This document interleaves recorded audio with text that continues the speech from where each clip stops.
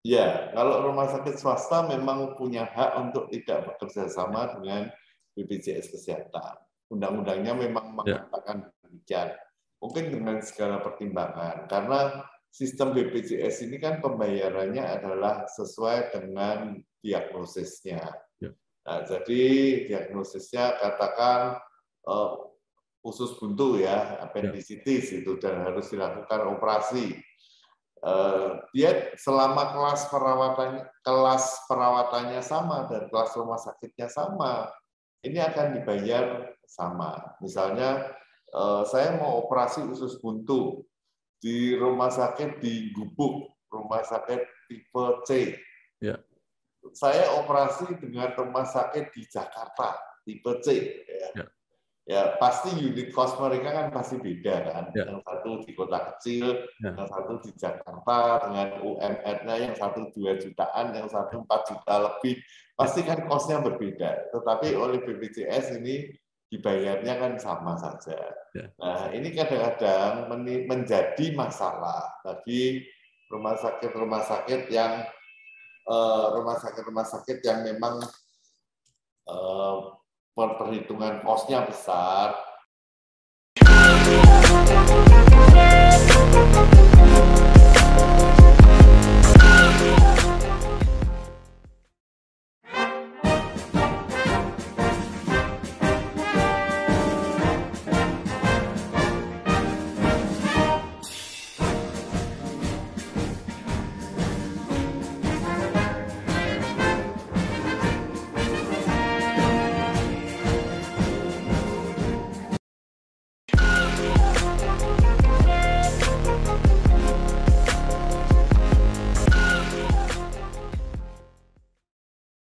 Bersama saya Bambang Sadono di kanal Inspirasi untuk Bangsa. Mudah-mudahan kanal ini selalu bisa memberi inspirasi, motivasi, edukasi, dan syukur bisa membantu mencari solusi. Kami sedang mempersiapkan beberapa video untuk ikut memberi makna 64 tahun Universitas Diponegoro. Saya sudah bersama dengan salah seorang alumni Fakultas Kedokteran, yaitu Dr. Daniel Budiwibowo MKes.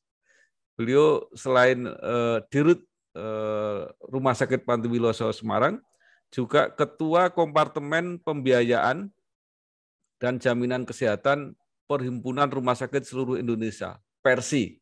Betul ya, Dok? Betul sekali, Pak. Dok, mungkin bisa cerita pengalaman mulai kuliah di Fakultas Kedokteran Undip sampai kemudian menjadi Dirut Rumah Sakit Pantiwiloso, dan saat ini di organisasi juga menjadi Ketua Kompartemen Pembiayaan dan Jaminan Kesehatan Perhimpunan Rumah Sakit Seluruh Indonesia atau Persi. Silakan, Dok.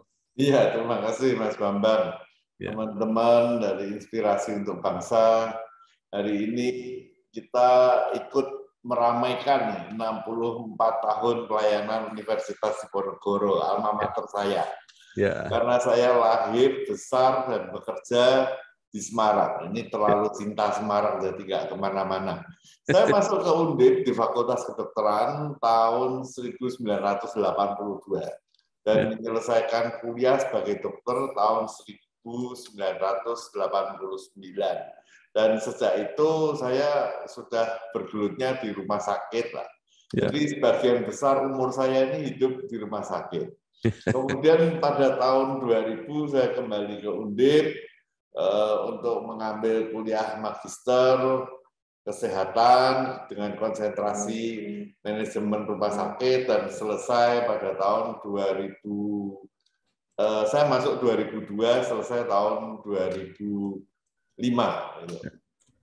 Nah, saya merasa Undip inilah yang membesarkan saya, karena saya belajar benar-benar ini juga di Undip, dan komunitasnya juga komunitas Undip gitu.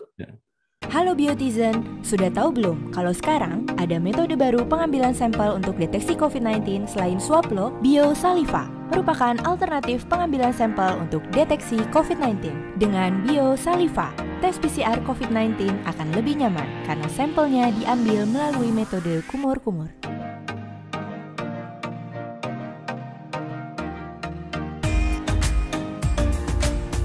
tes PCR COVID-19 aman dan nyaman?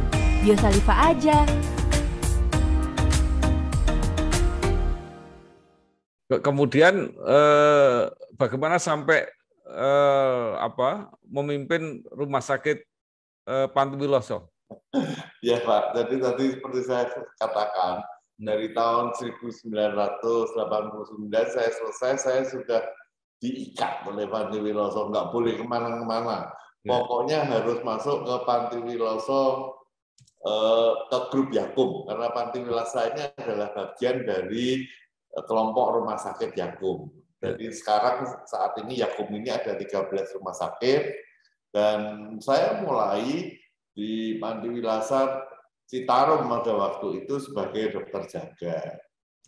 Nah, kemudian karena pada tahun 91 itu ada program PTT dokter yang sifatnya wajib, maka saya sempat off 3 tahun, saya melayani di di Kalimantan Selatan, tepatnya di Martapura, Kabupaten Banjar.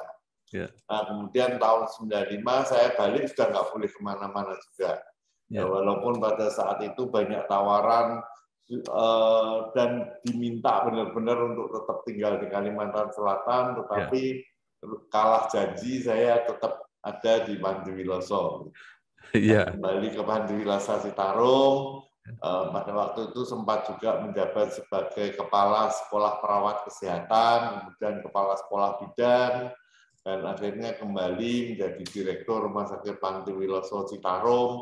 Kemudian setelah selesai masa jabatan di Pantiwiloso Dr. Cipto, sekaligus saya sebagai grup director untuk 13 rumah sakit Yakum ini, saya diberi kepercayaan oleh pengurus yayasan untuk mengelola seluruh kelompok rumah sakit Yakum di dalam satu direktorat. Jadi perjalanan saya cukup panjang, tetapi nggak pindah-pindah gitu. Kami hadir di seluruh pelosok negeri, tidak hanya melayani masyarakat berpenghasilan rendah, tetapi juga melayani kebutuhan rumah bagi generasi muda. Beragam konsep perumahan yang kami kembangkan hingga sekarang turut berkontribusi pada bangsa ini. Tidak hanya memprioritaskan pada hunian vertikal, kami juga menyentuh pada hunian tapak.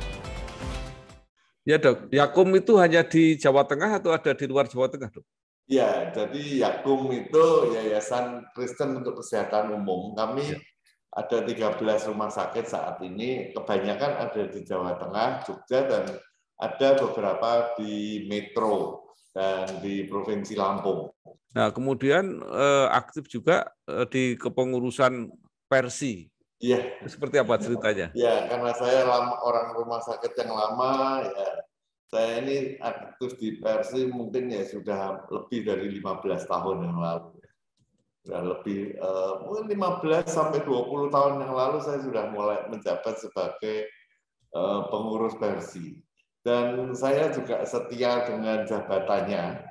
Nggak pernah ganti-ganti, ya ganti nama aja kompartemennya, tetapi urusannya adalah urusan dengan BPJS Jaminan Kesehatan.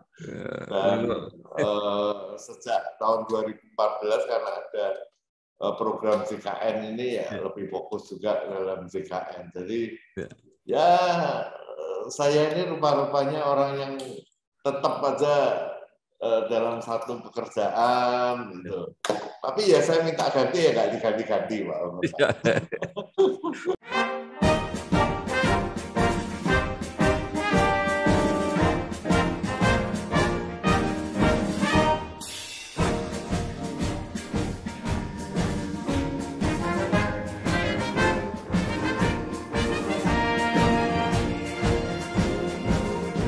Baik Dok, ini bidang yang menurut saya menarik ya, mengalami pasang surut, terutama yang menyangkut nanti dengan BPJS. Nah, saya mau tanya secara umum. Jadi kalau dipetakan seluruh pembiayaan di seluruh rumah sakit di seluruh Indonesia ini, itu bagaimana persentasenya antara yang dibayar langsung sendiri oleh pasien, yang dibayar oleh asuransi kesehatan, dan yang dibayar oleh BPJS? Iya, peserta JKN ini. Peserta JKN ini kan sudah lebih dari 200 juta. Ya. Dan ini sudah meliputi 83-85% dari seluruh penduduk Indonesia. Iya. Tentu ya karena banyak orang yang berhak menggunakan fasilitas JKN, maka ini akan mendominasi. Ya. Seluruh rumah sakit yang melayani JKN didominasi pasiennya oleh pasien JKN. Ya. Kurang lebih kalau di tempat kami, di grup kami itu sekitar 80% adalah pasien JKN. Gitu. Ya. Jadi perannya itu memang JKN atau BPJS ini sangat menentukan nyawa rumah sakit, kira-kira begitu, Dok? Betul, Pak. Jadi gini, program jaminan kesehatan nasional ini karena banyak dan ada di dalam satu wadah saja kan, pengelolanya adalah BPJS Kesehatan. Ya. Tentu ya akan terjadi semacam penguasaan pasar gitu, karena dia adalah pembeli terbesar dari pelayanan kesehatan di seluruh rumah sakit. Nah, jadi regulasi-regulasinya ya kadang-kadang walaupun regulatornya adalah Kementerian Kesehatan, tetapi ya kita dipaksa, rumah sakit ini dipaksa untuk mengikuti regulasi-regulasi yang ada di dalam program jaminan kesehatan nasional. Jadi memang benar-benar nih, ini memang ya bisa bernuansa monopsoni juga. Pengaturan pasar oleh pembeli terbesar ya. Tapi memang ini ya wajar terjadi lah semacam itu ya, sepanjang ini nanti bisa dikendalikan.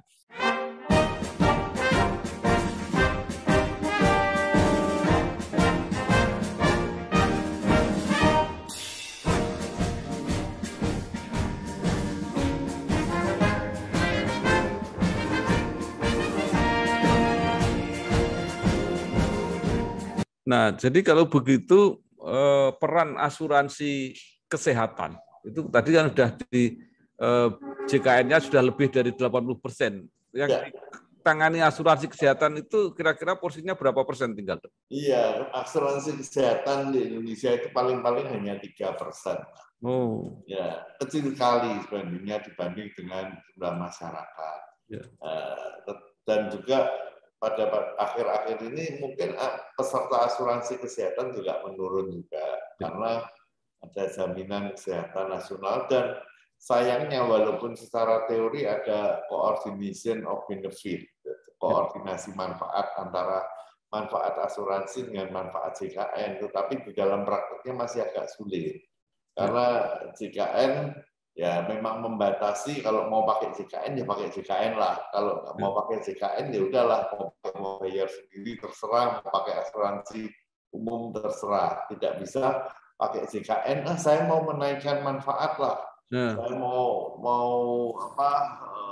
peralatan yang lebih baik, obat yang lebih jos gitu ya, obat yang lebih paten gitu, bukan obat generik, bukan obat Fornas. Tapi itu tidak bisa dilakukan karena walaupun itu nantinya dibayar oleh asuransi. Jadi seolah-olah JKN dengan asuransi ini adalah satu lembaga yang terpisah yang tidak bisa melakukan koordinasi manfaat kecuali memang hanya dipakai untuk naik ke kelas perawatan. Tetapi kalau sesama asuransi kesehatan double boleh ya, Dok? Iya, itu tergantung kontraknya dengan asuransi kesehatan. Ya. Karena ada asuransi kesehatan yang memberikan jaminan sakit ya, artinya jaminan sakit kalau indemnity, kalau sakit ya udah nanti dibayar lamsam, bisa dibayar harian. Selama hari sakit Anda akan menerima uang sehari 300.000 atau 400.000 atau 100.000 ya, tergantung polisnya. Nah, yang seperti ini ya tentu bisa, tetapi sebenarnya prinsip asuransi adalah tidak boleh double claim, artinya satu billing itu tidak boleh ditagihkan kepada dua pembayar.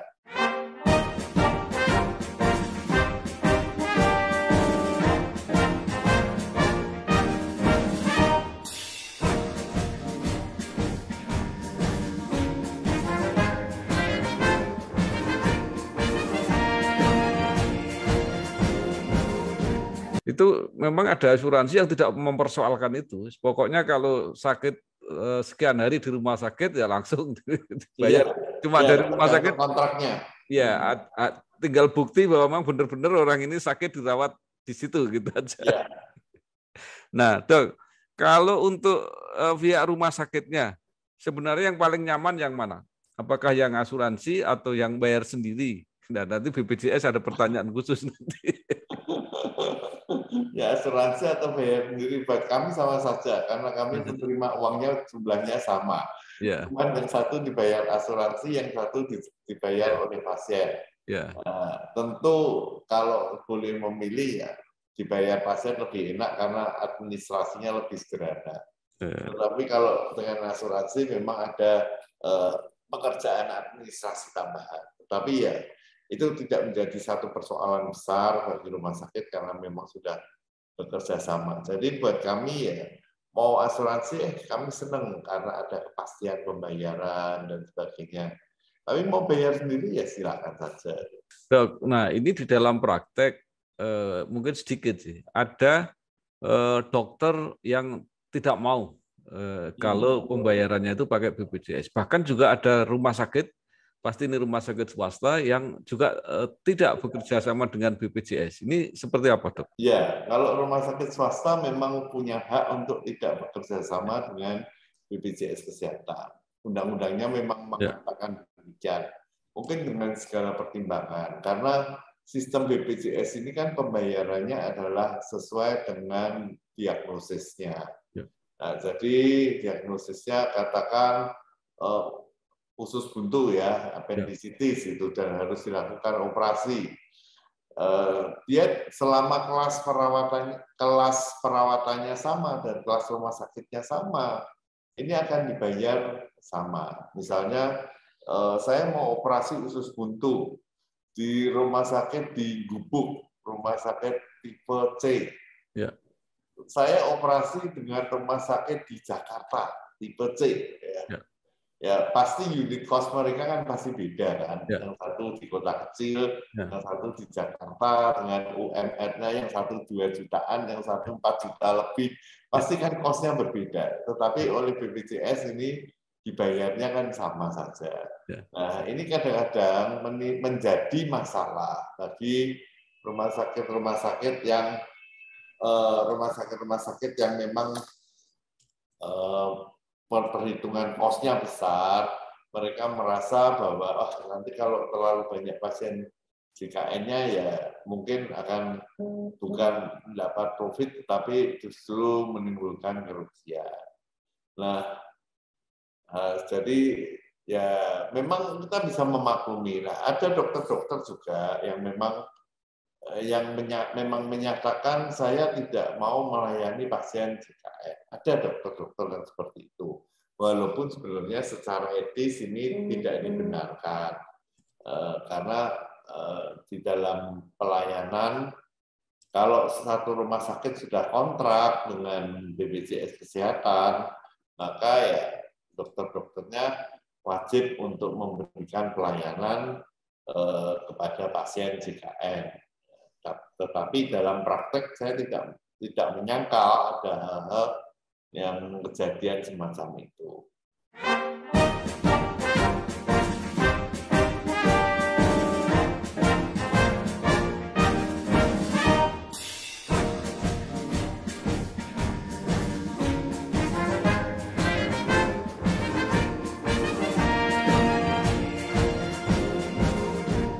Kalau yang rumah sakit yang tidak bekerja sama dengan JKN itu kira-kira sampai berapa persen jumlahnya? Tidak banyak. Sekarang rumah sakit di Indonesia itu sekitar 3 ribuan. Ya. Dan yang bekerja sama dengan JKN itu sekitar 2.600-2.700-an. Ya, mungkin sekitar 10% lah dari rumah sakit ini belum bekerja sama. Jadi ini berarti rumah sakit yang cukup kuat atau cukup besar sehingga rumah sakit besar yang hidupnya dari asuransi atau pasien papan atas. Iya, luar biasa. Nah, Dok, ini BPJS kan punya riwayat yang agak panjang ini dengan rumah sakit. Ketika rumah sakit keluhannya sangat luar biasa, tunggakannya sampai berbulan-bulan. Nah, itu saya mendapat informasi dari pihak BPJS Kesehatan, itu sudah tidak ada lagi sekarang. Sekarang sudah bagus, betul ya, Dok? Betul, BPJS Kesehatan itu sekarang cash flow-nya sangat sehat. Surplus cash flow-nya besar. Bahkan BPJS Kesehatan itu sanggup memberikan uang muka sampai 60% dari klaim sebelum diverifikasi. Dan sangat cepat pembayarannya. Jadi kalau begitu 80% pasiennya BPJS pembayarannya lancar, bahkan ada uang muka, berarti semua rumah sakit di Indonesia sekarang sehat. Ya tidak begitu juga, Pak, karena tarif dari INA-CBG yang menjadi dasar pembayaran klaim ini kan belum tentu juga bisa diterima. Banyak yang mengeluhkan besarannya. Sudah 6 tahun nggak pernah naik katanya. Karena memang perhitungan aktuarisnya belum memungkinkan untuk dinaikkan. Katanya BPJS-nya begitu. Tetapi rumah sakit kan berat nih, 6 tahun dibayar dengan tarif yang secara case-make relatif sama. Pada biaya operasionalnya kan terus meningkat. Nah, jadi ya rumah sakit ini mulai teriak-teriak nih. Saya mewakili Persi kan menangkap aspirasi dari teman-teman rumah sakit, mulai teriak-teriak nih.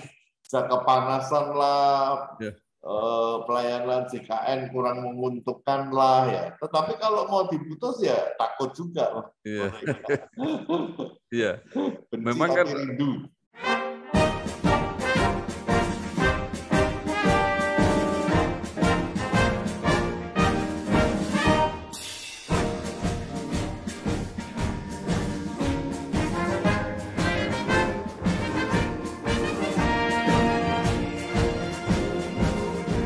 Ya, dulu pernah ada keluhan dokter-dokter termasuk bahwa tarif BPJS itu terlalu rendah menurut para dokter itu. Nah, tapi tahap pertama bahwa tagihan sudah mulai lancar itu mungkin tahap awal yang bagus. Nah, sekarang tinggal nego mengenai jumlah. Nah, kira-kira itu perjuangan Persi sekarang, Dok? Ya, betul. Jadi sebenarnya sudah ada dari yang menghitung tarif itu bukan BPJS Kesehatan, tetapi Kementerian Kesehatan melalui lembaga P2JK, lembaga pembiayaan dan jaminan kesehatan. Nah, mereka juga sudah mulai berhitung. Tetapi kan berhitung tarif itu kan mesti berhitung punyanya duit berapa. Gitu. Jadi kesiapan, keseimbangan antara besaran premi yang diterima per bulan dengan perkiraan besaran klaim setiap bulan. Memang dalam tahun yang lalu dan tahun ini ada anomali karena dengan adanya COVID terjadi hospital phobia. Orang takut untuk datang ke rumah sakit sehingga kunjungan dari pasien non-COVID pada waktu kita ada di masa pandemi dulu berkurang dan sampai sekarang pun masih belum pulih seperti sebelum masa pandemi. Itu sebabnya sehingga klaim rumah sakit menurun akhirnya menjadi surplus. Nah, takutnya adalah kalau ini dinaikkan tanpa adanya tambahan premi dan jumlah pasiennya kembali seperti semula, maka akan terjadi minus lagi, akan terjadi defisit antara penerimaan premi dengan klaim yang harus dibayarkan, sehingga perputarannya akan panas. Jadi ini memang satu keputusan yang simalakama. Satu sisi rumah sakit berteriak karena tarifnya jelek, tetapi dari sisi lain ada risiko kalau dinaikkan, ada risiko akan terjadi defisit.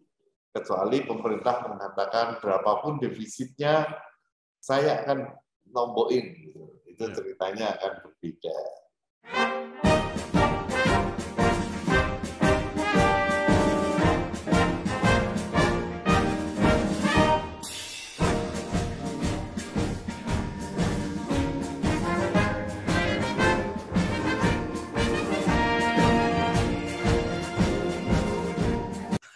Tapi pemerintah sendiri agak ragu-ragu kelihatannya.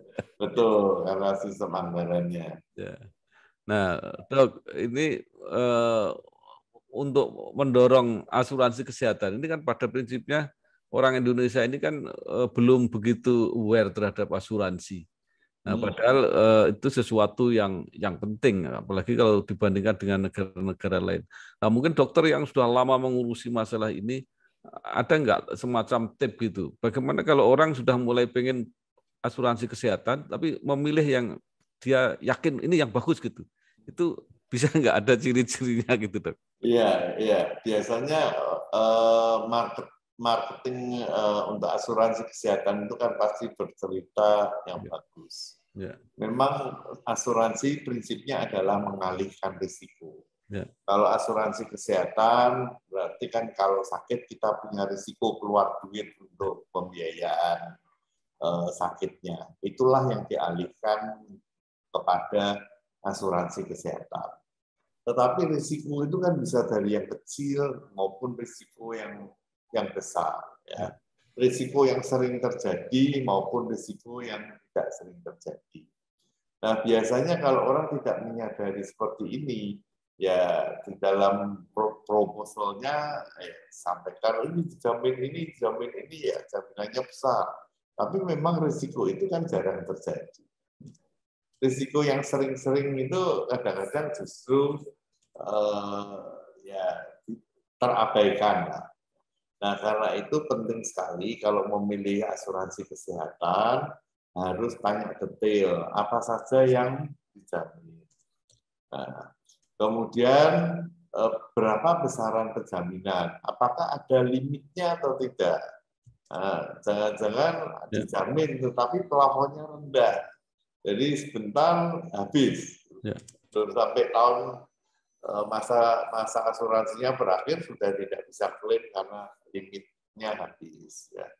Kemudian juga kemana saja yang boleh jaringannya asuransi ini apa. Nah, tetapi sesudah itu tentu harus membaca. Memang ini kelemahan masyarakat kita itu adalah membaca. Karena membaca polis itu bisa berlembar-lembar dan tulisannya kecil-kecil. Nah, itu seringkali tidak dibaca dengan baik oleh calon peserta maupun peserta, sehingga akhirnya kalau sudah mulai klaim manfaat, bisa sering terjadi konflik. Karena jelas tertulis di dalam klausulnya itu enggak ditanggung, tetapi pemahamannya ditanggung. Nah, ini yang menjadi masalah. Karena itu penting sekali tanya detail dan baca polis sebelum memilih asuransi kesehatan.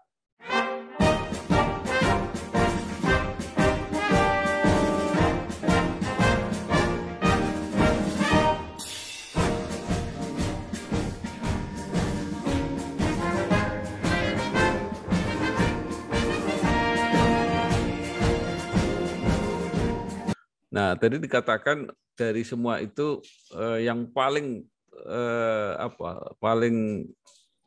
tanpa risiko, paling mudah administrasinya itu adalah yang membayar sendiri secara langsung. Apakah itu dapat kompensasi? Jadi artinya yang bayar langsung ini tidak tahu ya kalau bisnis kan ada bonusnya atau ada perlakuan yang khusus gitu di rumah sakit. Seperti apa, Dok? Ya, jadi sebenarnya gini, Pak. Sebenarnya perlakuan khusus tidak ada. Manfaat klinis ini ya boleh dikatakan standar lah, sama. Hanya ada yang kalau membayar sendiri, obat-obatannya bisa lebih bebas. Artinya bisa menggunakan obat-obat yang paten, tidak dibatasi menggunakan obat-obat ornas. Nah, kemudian juga peralatan medis yang dipakai ini tidak harus standar, bisa menggunakan merek-merek atau produk yang relatif lebih baik daripada yang standar itu. Kemudian juga karena yang pasien biaya sendiri, asuransi, ini kan sistem birokrasinya kan lebih mudah dibanding dengan pasien JKN. Karena pasien JKN kan harus ada rujukan dan sebagainya. Asuransi juga ada yang mensyaratkan rujukan, ada yang boleh langsung datang ke FKRTL, ke rumah sakit. Nah, hal-hal semacam inilah yang menjadi privilege untuk pasien-pasien yang membayar sendiri maupun yang pasien asuransi dibanding yang menggunakan fasilitas jaminan kesehatan yang sifatnya sosial seperti JKN ini.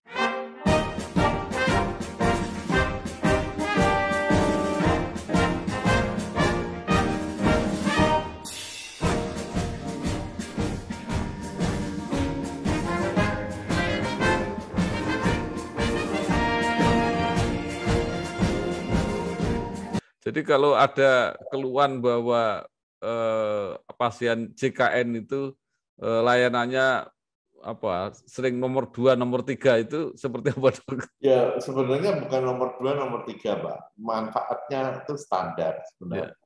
Kalau gampangannya gini, orang sakit pakai JKN ya sembuh, nggak pakai JKN ya sembuh gitu kan. Itu manfaatnya manfaat standar. Tetapi namanya asuransi sosial kan tetap harus ada prosedur. Ada pembatasan-pembatasan. Ya, memang secara sistem demikian. Dan itu ya nggak bisa disamakan, kalau bayar sendiri kok boleh, pakai asuransi kok, pakai BPJS kok, harus macam-macam gitu. Ya, tapi memang syaratnya demikian karena asuransi sosial. Nah, Dr. Daniel ini kan orang yang lama kuliah di Undip, S1-nya itu atau dokternya itu, kemudian ditambah magisternya. Apa kira-kira yang di luar keahlian medis yang diperoleh selama belajar di Undip itu, Dok? Iya, Pak. Walaupun saya dokter ini sebenarnya kan saya sudah separuh hidup saya ini kan ada di kelompok manajerial. Ya, walaupun saya sempat praktek, ya, masih bisa mengikuti ilmu klinis, ya. Tetapi sebagian besar hidup saya ini ada di manajerial. Dan manajerial ini kan macam-macam, karena saya mengelola rumah sakit, saya mengelola pelayanan kesehatan. Jadi ya mulai dari manajemen strategik sampai manajemen yang lebih teknis ya, paling tidak saya paham lah. Nah, ini menjadi satu kompetensi. Dan saya kira setiap orang memang tidak bisa mengandalkan ilmu yang didapat dari kampusnya saja, tetapi tetap harus mengembangkan diri sesuai dengan kesempatan yang ada di dalam hidupnya. Tetapi kalau ini dibiarkan lewat ya kita tidak akan berkembang.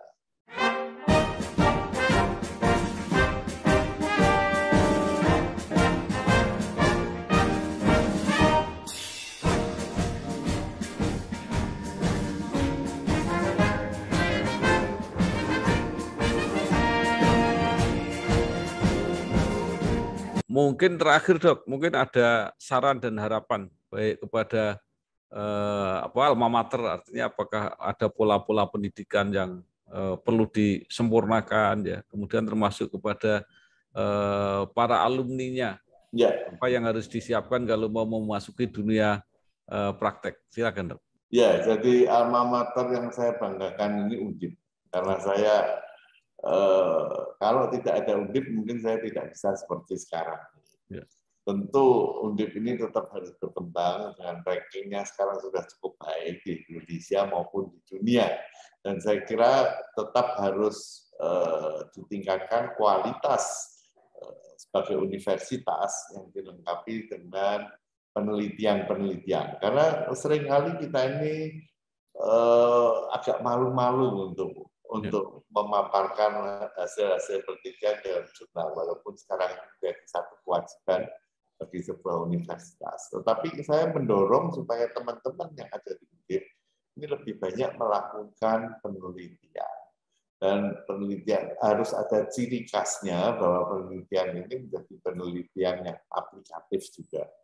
Yang artinya karena kita ada di satu negara yang berkembang, maka banyak hal yang sebenarnya bisa dikontribusikan oleh universitas untuk memperbaiki kesejahteraan bangsa ini. Dan penelitian ini sangat penting dan tetap kita dorong supaya kita tetap teman-teman yang ada di Undip untuk terus belajar. Dan kemudian ada ikatan alumni Undip, dan saya menjadi bagian juga dari ikatan alumni Undip. Saya kira alumni ini akan terus mendukung juga dengan memberikan masukan-masukan kepada Undip apa yang sebenarnya diperlukan di tengah untuk bangsa ini. Apa yang diperlukan untuk satu profesi. Dan itu akan menjadi bagian link and match antara akademis dengan keadaan yang sesungguhnya yang terjadi di antara kita. Karena satu universitas yang tidak bisa melakukan link and match dengan kebutuhan pasar, maka tidak ada gunanya lulusannya tidak akan bisa diterima oleh lingkungan kerja. Nah, saya kira kita tetap harus memelihara hubungan. Satu tadi penelitian, yang kedua adalah link and match antara dunia kerja dan kebutuhan masyarakat lain sesuai dengan bidang studinya, supaya ini bisa menjadi lebih baik. Saya kira demikian Pak Bambang Sadono.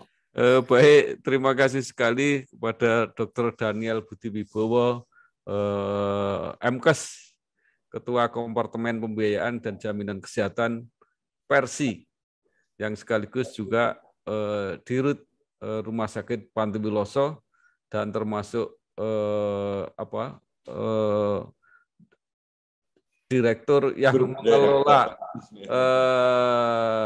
rumah sakit di bawah Yakum. Terima kasih Dok, apa yang sudah disampaikan mudah-mudahan berguna untuk kita semua dan memberi dampak kepada sivitas akademika Universitas Diponegoro, khususnya Fakultas Kedokteran. Terima kasih. Sukses. Alhamdulillah. Ya. Dok.